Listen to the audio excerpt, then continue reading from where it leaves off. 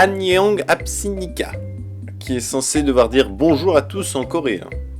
Il est assez rare de voir des films coréens arriver dans nos salles obscures, et encore plus nos salles obscures locales, et il s'agit donc de Dernier Train pour Busan qui en est l'heureux élu.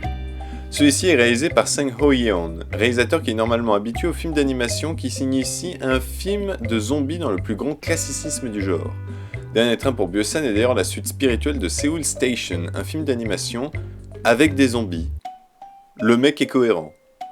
L'histoire se déroule principalement dans le train KTX en direction de la ville de Busan. Si, je vous jure. Cette ville a la particularité d'être la seule épargnée par la contamination d'un virus transformant les gens en zombies. Ce format à huis clos se centralisera sur un père de famille cherchant à tout prix de se racheter auprès de sa fille, souffrant des trop fréquentes absences de suicide dues à son travail envahissant. Ici on retrouve donc un film de zombies avec un sous-texte de critique sociale dans la plus grande tradition du genre, voire du genre catastrophique en général. Et c'est peut-être ce que l'on pourrait reprocher à ce film, qui est honnête dans ce qu'il offre, mais qui manque clairement de nouveau.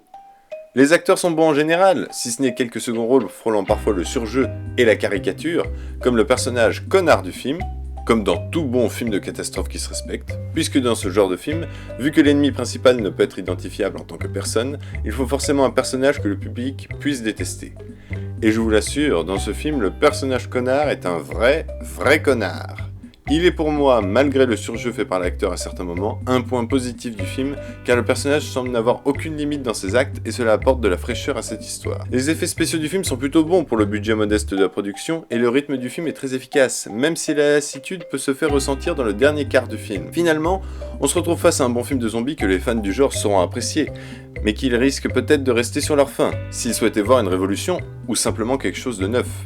Je vous recommande donc ce film si seulement vous y êtes intéressé. Pour les autres, tentez peut-être, cela aura au moins pour but d'encourager la distribution d'autres films de ce calibre dans nos cinémas.